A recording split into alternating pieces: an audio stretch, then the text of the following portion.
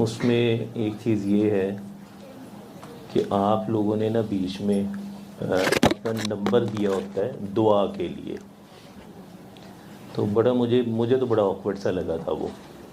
इस तरह ना किया करें। बाबा जी कहा करते थे अपनी वेबसाइट बता दिया करो।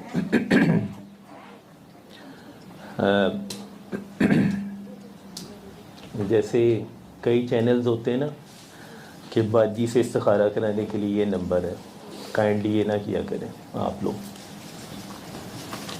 इस चीज़ को अवॉइड करें। मैं किसी ख़ास बंदा ये काकी को नहीं कह रहा, ये सब के लिए मैसेज है ये। दूसरा, मोनेटाइजेशन आजकल हर कोई शॉर्टकट के पीछे होता है कि हमें फॉलोअर्स ज़्यादा मिल जाए, और लोग जो हैं टिकटॉक को देख देख के जी उसने हैवल भी ले लिया, उसने डीएचए में घर भी ले लिया, तो इन चक्रों में नहीं पड़ना।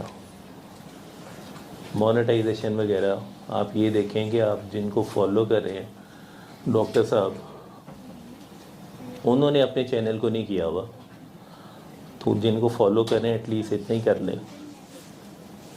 जैसे कहते हैं ना, कोई वस्त अपना लें आप। तो डॉक्टर साहब बाकी चीज़ों में जो आप अगर फॉलो नहीं कर सकते तो यही एक वस्त अपना लो कि उन्होंने अपना चैनल तो मोनेटाइज नहीं किया हुआ, आप लोग इन चक्रों में पड़े हुए। थर्डली, ये जी ऑडिट बड़ा सख्त हो रहा है, ये ऑडिट वाला वो खुद लग पता जाएगा,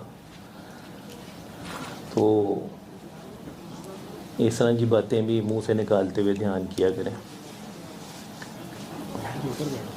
क्योंकि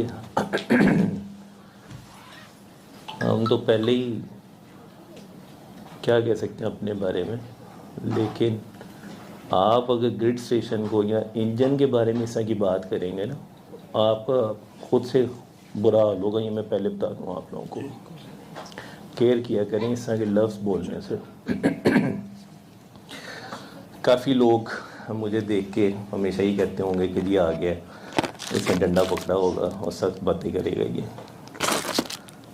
लेकिन जहाँ पे आपको डॉक्टर साहब ने बड़े प्यार से रखा हुआ है, कोशिश करें उस प्यार से चलते रहें आप लोग। उन्हें दाएं बाएं से जब चीज़ें पता चलती हैं तो वो आप लोगों के लिए ख़तरा होता है, और वो कहते कुछ नहीं है, लेकिन बाद में फिर आप लोग ही रोते हुए फ़ोन कर रहे होते हैं कि बाबा ये हो गया हमारे साथ।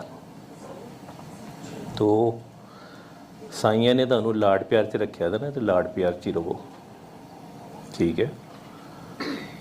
और अगर उनको किसी को आप सिखाने की कोशिश करोगे तो मेरा नहीं ख्याल रिज़ल्ट कोई अच्छे आएंगे उसमें। सेकेंडली, सूरह रहमान